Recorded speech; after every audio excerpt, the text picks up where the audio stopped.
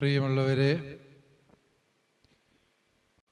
കത്തോലിക്ക കോൺഗ്രസിൻ്റെ ഈ സമ്മേളനവും അവിടെ വ്യാപിക്കുന്ന ഊർജവും കാണുമ്പോൾ എനിക്ക് വളരെ അഭിമാനവും സന്തോഷവുമുണ്ട്. ഈ സമുദായത്തിന് വേണ്ടി ശബ്ദിക്കാൻ ഇവിടെ ആരെങ്കിലുമൊക്കെ ഉണ്ട് എന്ന ഒരു തോന്നൽ എല്ലാവർക്കും ഇപ്പോഴുണ്ടായി തുടങ്ങിയിട്ടുണ്ട്. ചോദിക്കാനും പറയാനും ആരുമില്ലാത്തവരോ സകലർക്കും കൊട്ടാൻ വേണ്ടി തെരുവിൽ കെട്ടിയ ചെണ്ടയോ അല്ല, മറിച്ച് ഈ സമുദായം കൂട്ടായ്മയുടെ കെട്ടുറപ്പിൻ്റെ സജീവമായ സാക്ഷ്യമാണ് എന്ന് ഈ നാളുകളിലൊക്കെയും നമ്മൾ മനസ്സിലാക്കുക. ശരിയാണ് പ്രിയപ്പെട്ടവരെ, നമ്മുടെ സഭയെ സംബന്ധിച്ചിടത്തോളം അവിടെയും ഇവിടെയും ചില ചെറിയ പ്രതിസന്ധികൾ ഉണ്ട് എന്നുള്ളത് സത്യമാണ്. പക്ഷേ ആ പ്രതിസന്ധികൾ കണ്ടിട്ട് ഈ സഭയങ്ങ് ആവിയാകാൻ പോവുകയാണ് എന്നാരും തെറ്റിദ്ധരിക്കരുത്. സകല പ്രതിസന്ധികളെയും അതിജീവിക്കാൻ കരുത്തുറ്റ നമ്മുടെ കർത്താവ് ഈശോ മിശിഹായുടെ കാൽവരിയിലെ തിരുരക്തത്തിൻ്റെ കൃപയാണ് ഓരോ ക്രിസ്ത്യാനിയുടെയും സിരകളിൽ ഒഴുകുന്നത് എന്നുള്ളതിനാൽ മൂന്നാം ദിനം ഉയർത്തവൻ തന്നെയാണ് നമ്മുടെ സനാതന മാതൃക എന്നുള്ളതിനാൽ ഈ സഭയെ എഴുതിത്തള്ളാനോ ഈ സഭയെ അവഗണിക്കാനോ ഒരു ശക്തിക്കും കഴിയില്ല എന്നുള്ള സത്യം സകല മനുഷ്യരും ഗ്രഹിക്കാനാണ് ഈ കത്തോലിക്ക കോൺഗ്രസിൻ്റെ സമ്മേളനത്തിൽ ആദ്യമേ തന്നെ ആഹ്വാനം ചെയ്യാൻ ഞാൻ ആഗ്രഹിക്കുക. കാരണം ഈ സഭ പീഡാനുഭവങ്ങളുടെ തീക്കനലുകളും വ്യാകുല സമുദ്രങ്ങളും നീന്തി കടന്നു വന്ന സഭയാണ്. ഈ സഭയെ ആർക്കും അവഗണിക്കാനാവില്ല എന്ന സത്യം ഓർക്കുക. നമ്മൾ മനസ്സിലാക്കുക പ്രിയപ്പെട്ട സഹോദരങ്ങളെ, ഈ മീറ്റിംഗിൻ്റെ ആരംഭത്തിൽ മലബാർ കുടിയേറ്റത്തിൻ്റെ ചരിത്രം കാണിച്ചുകൊണ്ടാണ് വളരെ അർത്ഥപൂർണമായി ഈ സമ്മേളനം ആരംഭിച്ചത്. മലബാർ കുടിയേറ്റം എന്ന് പറയുന്നത് അതൊരു ചെറിയ സംഭവമല്ല, അത് ആർക്കും ചെയ്യാവുന്ന ഒരു കാര്യവുമല്ല. മറിച്ച് ഈ മലബാറിലെ കുടിയേറ്റ കർഷകർക്ക് അവരുടെ പൂർവപിതാക്കൾക്ക് മാത്രം സാധിക്കുന്ന ഐതിഹാസികമായ ചരിത്ര സംഭവമാണ് മലബാർ കുടിയേറ്റം. ആ മലബാർ കുടിയേറ്റം നടത്തിയ പൂർവപിതാക്കന്മാര് സകല പ്രതിസന്ധികളെയും അതിജീവിച്ചുവെങ്കിൽ അവരുടെ മക്കളായ നാം അതിനേക്കാളും വലിയ പ്രതിസന്ധികളെയും അഭിമുഖീകരിക്കണമെങ്കിൽ നാം ഒറ്റക്കെട്ടായി നിൽക്കണം എന്ന് മാത്രമേ ഉള്ളൂ. ഒറ്റക്കെട്ടായി ഒരു സമുദായം നിലകൊള്ളുന്നിടത്തോളം കാലം ആ സമുദായം അജയ്യമാണ്, അത് ശക്തമാണ് എന്ന് തിരിച്ചറിയാം. പ്രിയപ്പെട്ടവരെ, ഇവിടുത്തെ കത്തോലിക്ക സമുദായത്തിന് ശക്തിയൊന്നും ചോർന്നു പോയിട്ടില്ല, ആരും തെറ്റിദ്ധരിക്കേണ്ട കാര്യവുമില്ല. പക്ഷേ പ്രശ്നം എന്താണ് എന്ന് ചോദിച്ചാൽ കത്തോലിക്കരുടെ ശക്തി അവർ ദുർവ്യയം ചെയ്യുകയാണ്. എന്താന്ന് ചോദിച്ചാൽ സോഷ്യൽ മീഡിയയിൽ നിങ്ങൾ നോക്കിയാൽ മനസ്സിലാകും, സഭയെ ഏറ്റവും അധികം വിമർശിക്കുന്നവര് ആരാണ് എന്ന് ചോദിച്ചാൽ ആരാ? കത്തോലിക്കര് തന്നെയാണ്. അതായത് നമ്മുടെ ശക്തി നമ്മൾ പരസ്പരം പോരടിച്ച് ഇല്ലാതാക്കുന്നു, അഥവാ ആട്ടും കുഞ്ഞുങ്ങളെ തമ്മിലടിപ്പിച്ച് ചോര കുടിക്കാൻ ശ്രമിക്കുന്ന ചിലരുടെ നിലപാടുകളെയും ചിലരുടെ വക്രദൃഷ്ടിയെയും കാണാൻ ഈ സമുദായത്തിലെ പലർക്കും ഇന്ന് കഴിയാതെ പോകുന്നു എന്നുള്ളത് ദുഃഖകരമായ വസ്തുതയാണ്. ശക്തി ചോർന്നതല്ല, ശക്തി എവിടെയാണ് ഉപയോഗിക്കേണ്ടത് എന്നറിയാൻ പാടില്ലാത്തവരാണ് ഈ മലബാറിലെ ഈ ജനതയെ ഇപ്രകാരം രൂപപ്പെടുത്തിയെടുക്കുന്നതില് ഈ മലബാറിൽ ജീവനർപ്പിച്ച വൈദിക ശ്രേഷ്ഠരുടെ ത്യാഗവും കഷ്ടപ്പാടും ആർക്കാണ് വിസ്മരിക്കാൻ കഴിയുക? ഇന്ന് ഈ മലബാറിലെ കുടിയേറ്റ ജനത ഇത്രമേൽ ശക്തവും വ്യക്തവുമായ ദിശാബോധത്തോടെ വളർന്നുവെങ്കില് ഈ കഴിഞ്ഞ ഒരു നൂറ്റാണ്ടിനുള്ളില് നാം ഇത്രമാത്രം കെട്ടുറപ്പുള്ള ഒരു സമുദായമായി തീർന്നുവെങ്കില് അതിന്റെ പിന്നിൽ നമ്മുടെ വൈദികരും വള്ളോപ്പള്ളി പിതാവ് മുതലുള്ള പിതാക്കന്മാരുടെയും അത്ഭുതാവഹമായ നേതൃത്വമുണ്ടായിരുന്നു എന്നുള്ളത് സത്യമാണ്. ആ ചരിത്രം തമസ്കരിക്കേണ്ടത് ചിലരുടെയൊക്കെ ആവശ്യമായി മാറിയപ്പോൾ സോഷ്യൽ മീഡിയയിൽ വൈദികരെ അധിക്ഷേപിച്ചുകൊണ്ട് നിർബാധം പ്രസംഗിക്കുന്നവരുടെ എണ്ണം വർദ്ധിച്ചു വരുന്നുണ്ട്. പക്ഷെ പ്രിയപ്പെട്ട ദൈവമക്കളെ, ഞാനൊന്ന് ചോദിക്കട്ടെ, ഈ സോഷ്യൽ മീഡിയയിൽ നമ്മെ അധിക്ഷേപിക്കുന്ന ഈ മഹാന്മാരാരെങ്കിലും നമ്മുടെ സമുദായത്തിന്റെ വളർച്ചയ്ക്ക് വേണ്ടിയോ നന്മയ്ക്ക് വേണ്ടിയോ ചെറുവിരലെങ്കിലും അനക്കിയതിന്റെ ചരിത്രം നിങ്ങൾ എവിടെയെങ്കിലും കേട്ടിട്ടുണ്ടോ എന്ന് ആത്മശോധന ചെയ്യുക. അങ്ങനെ ചെയ്തവരുണ്ട് എങ്കിൽ അവര് സംസാരിക്കട്ടെ. ഈ സമുദായത്തെ ഈ രീതിയിൽ വളർത്തിയെടുത്തവരെ അധിക്ഷേപിച്ച് ഈ സമുദായത്തിന്റെ കെട്ടുറപ്പും ഇതിന്റെ ചരിത്രത്തിന്റെ കരുത്തും നഷ്ടപ്പെടുത്തുക, അതാണ് ഇന്ന് പലരും ലക്ഷ്യം വെക്കുന്നത് എന്ന് നാം തിരിച്ചറിയുക. ഇന്ന് എല്ലാവരുടെയും കയ്യിൽ മൊബൈൽ ഉള്ളപ്പോൾ എല്ലാവരും വായിക്കുന്നത് ഈ വേസ്റ്റായ സാഹിത്യമാണ്. ഈ കുപ്പത്തൊട്ടിയിൽ എറിയേണ്ട ഈ പ്രസ്താവനകളും സാഹിത്യവും നമ്മൾ വായിച്ചുകൊണ്ടേയിരിക്കുകയാണ്. ഓർക്കുക പ്രിയപ്പെട്ടവരെ, ഇവരാരും ഈ സമുദായത്തിന്റെ നന്മയ്ക്ക് വേണ്ടി സംസാരിക്കുന്നവരല്ല. അവരുടെ ഭാഷ കേട്ടാൽ അറിയാം അവർ ഈ സഭയെ സ്നേഹിക്കാത്തവരാണ്. അവരുടെ അവതരണ ശൈലി കണ്ടാൽ നമുക്കറിയാം അവർ ഈ സമുദായത്തെ നശിപ്പിക്കാൻ ആഗ്രഹിക്കുന്നവരാണ്. അവരുടെ പ്രവർത്തന ശൈലി കണ്ടാൽ അറിയാം അവര് ഈ സഭയുടെ നന്മ അല്പം പോലും കാക്ഷിക്കാത്തവരാണ്. ഓർക്കുക പ്രിയപ്പെട്ടവരെ, ഇത്തരത്തിലുള്ള വിടുവായത്തങ്ങൾ വർത്തമാനങ്ങൾ കേട്ട് സഭയെ കുറിച്ച് കരിനിഴൽ പരത്തുന്ന ചിന്ത ആരുടെയും മനസ്സിൽ കടന്നു വരാതെ സൂക്ഷിക്കുക. അതാണ് ഈ സമ്മേളനത്തിൽ എനിക്ക് പങ്കുവയ്ക്കാനുള്ള ചിന്ത എന്ന് പറയുന്നത്.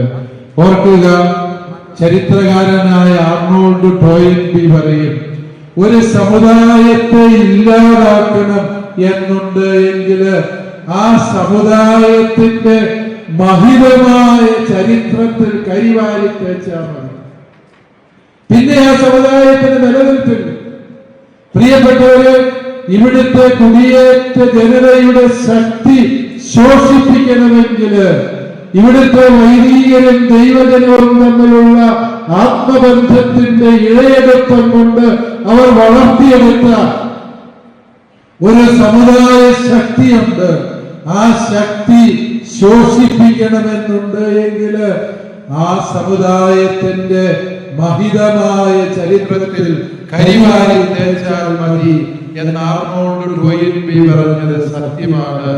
ഇന്ന് ഈ കേരള സമൂഹത്തെ ഇന്ന് കാണുന്ന മഹിതമായ നവോത്ഥാന ചരിത്രത്തിലേക്ക് കൈപിടിച്ചുയർത്താൻ മുഖ്യധാരയിൽ നിന്ന് പങ്കുവഹിച്ച ക്രൈസ്തവ സമൂഹത്തെ കത്തോലിക്ക കാഴ്ചപ്പാടിനെ അധിക്ഷേപിക്കുന്ന വലിയ ചാനൽ നിരകള്, സാമൂഹിക മാധ്യമങ്ങളിലെ പ്രചണ്ഡ കോലാഹലങ്ങൾ കേൾക്കുമ്പോൾ ഓർക്കുക പ്രിയപ്പെട്ടവരെ, ഇവരാരും നമ്മെ നന്നാക്കാൻ വേണ്ടിയല്ല, നമ്മുടെ സമുദായത്തെ ശക്തിപ്പെടുത്താനല്ല, അതിന്റെ കുറവുകൾ ചൂണ്ടിക്കാണിച്ച് പരിഹരിക്കാൻ വേണ്ടി ചെയ്യുന്നതല്ല, മറിച്ച് ഈ സമുദായത്തിന്റെ ശക്തി എന്തെന്ന് കൃത്യമായി തിരിച്ചറിഞ്ഞ് ഇടയനെ അടിച്ച് ആടുകളെ ചിതറിച്ച് ഈ സമുദായത്തെ ദുർബലമാക്കാൻ നടത്തുന്ന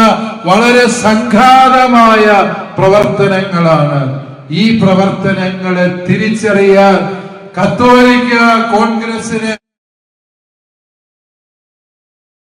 ാൻ അവര് മുന്നിട്ടിറങ്ങുന്നു എന്നുള്ളതുമാണ് ഈ കാലഘട്ടത്തിൽ നമുക്ക് പ്രത്യാശയുടെ രജതരേഖ തീർക്കുന്നത് എന്നുള്ളത് സന്തോഷകരമായ കാര്യമാണ്. അതിന് ഞാൻ നിങ്ങളെ അഭിനന്ദിക്കുന്നു.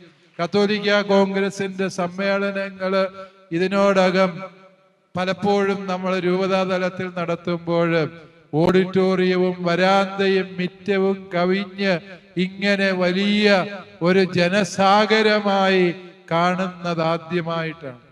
വലിയ സമരങ്ങളൊക്കെ നടത്തുമ്പോൾ വലിയ ജനപങ്കാളിത്തമുണ്ട് എങ്കിലും പ്രതിനിധി സമ്മേളനം നടത്തുമ്പോൾ ഇത്ര മനോഹരമായി ഒരു പങ്കാളിത്തം കാണുക രൂപതാധ്യക്ഷൻ എന്ന നിലയിൽ എനിക്ക് വളരെ അഭിമാനവും സന്തോഷവുമുള്ള കാര്യമാണ്. നിങ്ങൾ അങ്ങ് കാസർഗോഡിന്റെ അറ്റത്ത് ഹൊസങ്കടിയിൽ നിന്നും മുള്ളേരിയായിൽ നിന്നും ഇവിടെ രാവിലെ 9 മണിക്ക് എത്തണമെങ്കിൽ അവിടുന്ന് 4 മണിക്ക് പുറപ്പെട്ടവരാണ് എന്നെനിക്കറിയാം. നിങ്ങളുടെ ത്യാഗത്തെ, സഭയോടുള്ള നിങ്ങളുടെ സ്നേഹത്തെ, നമ്മുടെ അതിരൂപതയുടെ നിർദ്ദേശങ്ങൾ പാലിക്കാൻ നിങ്ങൾ കാണിക്കുന്ന ആത്മാർത്ഥതയെ പ്രിയപ്പെട്ടവരെ ഞാൻ ഹൃദയപൂർവ്വം നന്ദിയോടെ ഓർക്കുന്നു. നിങ്ങളെ പോലെ സഭാസ്നേഹമുള്ള ഒരു ദൈവജനത്തിന്റെ ഇടയനാകാൻ കഴിഞ്ഞതിൽ ഞാൻ അഭിമാനിക്കുന്നു. നിങ്ങളെ ഓർത്ത് സന്തോഷിക്കുന്നു. പ്രിയപ്പെട്ടവരെ, നമ്മുടെ അവകാശങ്ങളെ കുറിച്ച് നമുക്ക് അവബോധം വേണം. അവകാശങ്ങളെ കുറിച്ച് അവബോധമില്ലാത്തവർക്ക് ആരും അവകാശങ്ങൾ വകവെച്ച് തരില്ല എന്നുള്ളത് സത്യമാണ്. ഇവിടുത്തെ കർഷകൻ ചോര നീരാക്കി പറമ്പിൽ പണിയെടുത്താണ് ഇന്നാട്ടിലെ ഉദ്യോഗസ്ഥ വൃന്ദങ്ങളെ അടക്കം തീറ്റിപ്പോറ്റുന്നത്. സാങ്കേതിക വിദ്യ എത്രമേൽ വളർന്നുകൊള്ളട്ടെ, കമ്പ്യൂട്ടറിൽ നിന്ന് ഒരു ഉദ്യോഗസ്ഥനും ഒരു IT വിദഗ്ധനും ഉച്ചയൂണ് ഡൗൺലോഡ് ചെയ്തെടുക്കാൻ പറ്റില്ല. മറിച്ച് അവന് ഭക്ഷണം കിട്ടണമെങ്കിൽ ഈ പാവപ്പെട്ട കർഷകന്റെ ചോരയും നീരും നിലത്ത് വീണ് വിത്തിന് പോഷണമേകേണ്ടതുണ്ട് എന്നുള്ളത് സത്യമാണ്. ആ വസ്തുത നമ്മുടെ കേരള സർക്കാർ മറന്നുപോകുന്നു എന്ന് കാണുന്നത് ദുഃഖകരമാണ്.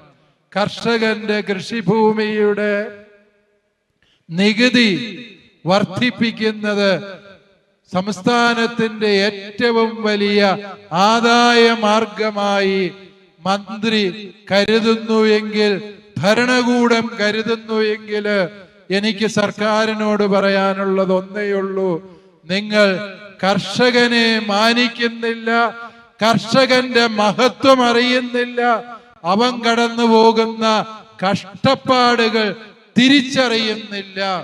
ഉദ്യോഗസ്ഥരുടെ ശമ്പള നിരക്ക് വർദ്ധിപ്പിക്കുന്നതിന് വേണ്ടി കർഷകന്റെ കഴുത്തിന് പിടിച്ച് ഞെക്കാൻ ശ്രമിക്കുന്ന ഈ നിലപാട് കർഷക വിരുദ്ധമാണ്. ഇവിടുത്തെ മലയോര കർഷകർക്ക് സ്വീകാര്യമല്ല എന്ന് പറയാൻ ഞാൻ ഈ അവസരം വിനിയോഗിക്കുകയാണ്. പ്രിയപ്പെട്ട സഹോദരങ്ങളെ, നാം തിരിച്ചറിയേണ്ട ഒരുപാട് സങ്കടങ്ങളുണ്ട്. കേന്ദ്ര സർക്കാരിന്റെ ബജറ്റിലാകട്ടെ, കേരള സർക്കാരിന്റെ ബജറ്റിലാകട്ടെ, മലയോരത്തെ കർഷകരെ ചേർത്ത് പിടിക്കാൻ പോരുന്ന അടിസ്ഥാനപരമായ നിലപാടുകളൊന്നും ഉണ്ടായിരുന്നില്ല എന്നുള്ളത് സന്തോഷം നൽകുന്നത് ആർക്കാണ് എന്ന് നിങ്ങൾ തിരിച്ചറിയുക. ഈ നാട്ടിലെ പൗരന്മാരാണ് ഈ മലയോര കർഷകരും. ഈ വിഴിഞ്ഞം പദ്ധതിയും അതുപോലെ തന്നെ മെട്രോ മെഗാ പദ്ധതികളും കാണിച്ച് രാജ്യത്തിൽ പലരുടെയും കയ്യടി നേടുമ്പോൾ വിഴിഞ്ഞത്തോ മെട്രോയിലോ കയറാൻ കണ്ണെത്തുന്ന കയ്യെത്തുന്ന ദൂരത്ത് മേൽപ്പറഞ്ഞ വികസന പദ്ധതികളൊന്നുമില്ലാത്ത ഇവിടുത്തെ സാധാരണ കർഷകർക്ക് വേണ്ടി ഈ ബഡ്ജറ്റുകളില് എന്താണ് നീക്കിവെച്ചിരിക്കുന്നത് എന്ന് നമ്മൾ ഗൗരവമായി ചിന്തിക്കേണ്ട സമയം അതിക്രമിച്ചു. ഞാൻ പറഞ്ഞു വരുന്നത്, കാർഷിക മേഖലയെ പരിഗണിക്കാത്തവര് ഈ രാജ്യത്തെ മനസ്സിലാക്കാത്തവരും സ്നേഹിക്കാത്തവരുമാണ് എന്ന സത്യം ഓർക്കുക. നാം നിരാശപ്പെടേണ്ടതില്ല പ്രിയപ്പെട്ടവരെ. കർഷകരായ നമ്മൾ ആരുടെയെങ്കിലും സബ്സിഡി മേടിച്ചോ ആനുകൂല്യം പറ്റിയോ ജീവിച്ചവരല്ല, മറിച്ച് ചോര നീരാക്കി പണിയെടുത്തവരാ. നമ്മളെ തകർക്കാൻ എല്ലാ വിധത്തിലും വന്യമൃഗങ്ങളുമായി വനം വകുപ്പ് നമുക്കെതിരായി നിലപാടുകളുമായി നിലകൊള്ളുമ്പോൾ, ഭൂനികുതി വർദ്ധിപ്പിച്ചുകൊണ്ട് സർക്കാർ സംവിധാനങ്ങൾ നമ്മെ ചൂഷണം ചെയ്യാൻ പരിശ്രമിച്ചുകൊണ്ടേയിരിക്കുമ്പോൾ, പ്രിയപ്പെട്ട സഹോദരങ്ങളെ ഓർക്കുക, നാം പതറാൻ പോകുന്നില്ല, നിരാശപ്പെടുന്നില്ല. കാരണം ഇതിനേക്കാളും വലിയ പ്രതിസന്ധികളെ തരണം ചെയ്താണ് ഈ കുടിയേറ്റ ജനത ഇത്രയും വളർന്നത് എങ്കിൽ ഇനിയും നാം വളരും. വച്ചകാലം നാം പിന്നോട്ട് വയ്ക്കില്ല.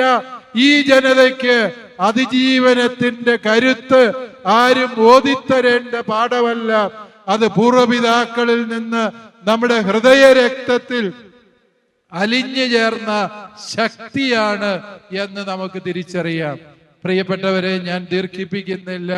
കാരണം എൻ്റെ പ്രസംഗം 11:50 മുതൽ 12:15 വരെയുമായിരുന്നു എന്നാണ് പറഞ്ഞത് അന്നേരം. പക്ഷെ ഞാൻ പ്രസംഗം തുടങ്ങുമ്പോൾ 12:20 അപ്പോൾ 25 മിനിറ്റിൽ നിന്ന് 10 മിനിറ്റ് ഞാൻ സംഘാടക സമിതിക്ക് തിരികെ നൽകിക്കൊണ്ട് എൻ്റെ പ്രസംഗം അവസാനിപ്പിക്കുകയാണ്.